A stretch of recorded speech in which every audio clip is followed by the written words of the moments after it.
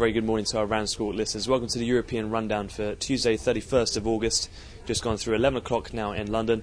And in terms of the Asian session, a bit of a continuation from the lower close that we had on Wall Street yesterday, where the Nikkei average finished down at a 3-month low, lower by 3.6%, as Japanese investors continue to fret over what was seen as not aggressive enough in the policy easing that we had on Monday morning in Japan.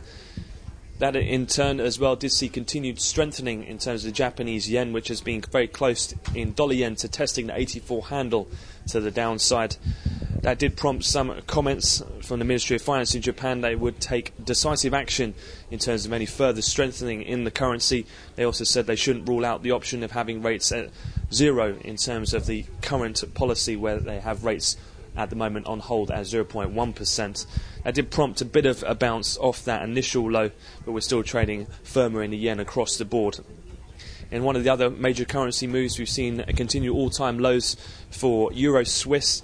That briefly printed at 128.98 today before bouncing off its lowest levels, but still as well seeing in relative risk-averse tone this morning, given the downtick in the Japanese equities, Swissy and Japanese yen strength.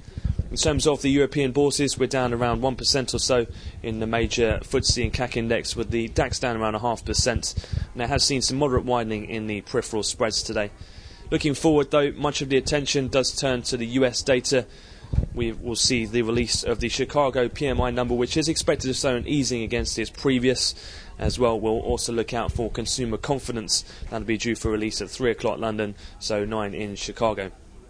That concludes the European wrap-up, so we'll have another update to come at the European cash equity close later on this afternoon. But I wish you all a great trading day.